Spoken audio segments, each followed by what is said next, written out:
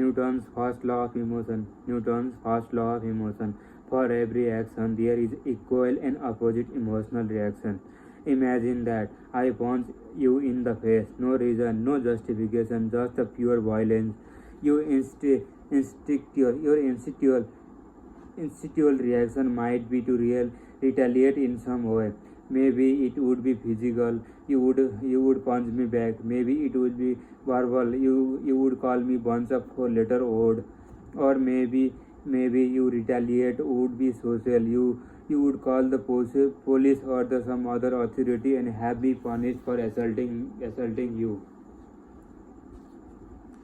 Regardless of your response, you would feel a rush of negative emotion directed toward me, and rightly so. Clearly I am an awful person. But after all, the idea that I get to cause you pain with no justification, without your deserving pain, generate a sense of injustice between us. A kind of moral gap opens between us. The sense that one of us is inherently righteous and the other is inferior piece of shit. Pain causes moral gap, and it's not just between people. If a dog bites you, your instinct is to punish it. If you stub your toe in a coffee table, that what do?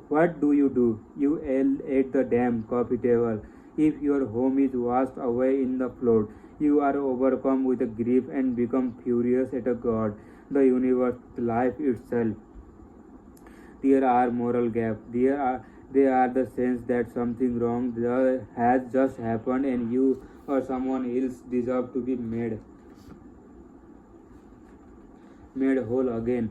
Wherever there is a pain, there is always an inherent sense of inferiority, and there is always a pain. When confronted with a moral gap, we develop overwhelming emotion toward the equalization or the return to moral equality. This desire for equalization takes the form of sense of deserving. Because I punched you, you feel I deserve to be punched back or punished in some way.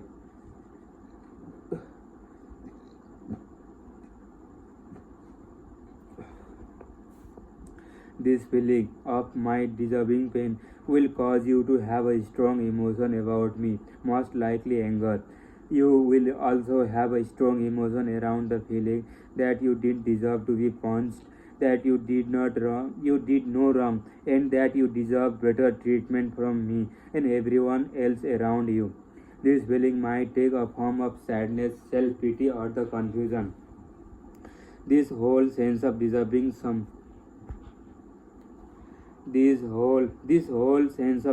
something is a value judgment we make in the face of moral gap. We decide we decide that something is better than something else, that one person is more righteous or just the another, that one event is less desirable than another. Moral gaps are where our value are born. Now let's pretend I apologize to you for punching you. I say, hey reader, that was totally unfair, and wow, I was way out of line. That will never ever happen again. And as a symbol of my overwhelming regret and guilt, here I begged you a cake.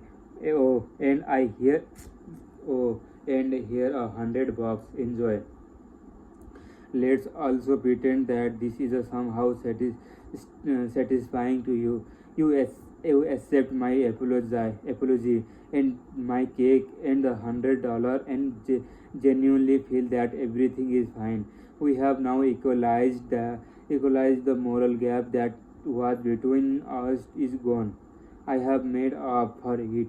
You might even say we are even neither of us is better or the worse person than the other. Neither of us deserve better or the worse treatment than the other any longer. We are operating on the same moral plane, equalizing like the restore hope. It means that there is nothing necessarily wrong with you or wrong with the world. that you can go about your day with the sense of self control and 100 bucks and the sweet as cake. Now let's imagine another scenario. This time, instead of punching you, let's say I buy you a house. As reader, I bought you a fucking house. This will open up another moral gap between us. But instead of the overwhelmingly feeling of wanting to equalize the pain I have caused you, you will instead experience an overwhelming feeling of wanting to equalize the joy I have created. You might hug me, say thank you 100 times, give me a gift in return, or promise to babysit my cat from now until eternity. Or if you or you are if you are particularly well mannered and have some self control, you may even attempt to refuse my offer to buy you a house because you recognize that it will open up a moral gap that you will never be able to surmount. You may acknowledge this by saying to me, thank you, but absolutely not. There is no way for me ever to repay you. As with the negative moral gap, with the positive moral gap, as with the negative moral gap, with the positive moral gap, you will feel indebted to me, that you owe me something something that I deserve something good, or that you need to make it up to me somehow. You will have intense feelings of gratitude and appreciation in the presence. You might even shed a tear of joy. Oh, reader, it's our natural psychological inclination to equalize across the moral gap, to reciprocate action, positive for the positive, negative for the negative. The forces that impulse us to fill those gaps are our emotional. In this sense, every action demands an equal and opposite emotional reaction. This is a Newton's first law of emotion. Newton's first law is constantly dictating the flow of our lives because it is the algorithm by which our feeling brain interpret the world. If if a movie causes more pain than it relieves, you you become bored. If a movie causes more pain than it relieves, you become bored or perhaps even angry. Maybe you even attempt to equalize by demanding your money back. If your mother forget your birthday, maybe you equalize by ignoring her for the next 6 months. Or if you are more mature, you communicate with you communicate your disappointment to her. If your favorite sport team lose in the horrible way, you will feel compelled to attend fewer games or to cheer for them less. If you discover you have a talent for drawing, the admiration and the satisfaction you derive from your competence will inspire you to invest time, energy, emotion, and money into the craft. If you contrary, if your country elect a bozo whom you can't stand, you will feel disconnect with your nation and government and even other citizens. You will also feel as though you are on something return to putting up with the terrible policies.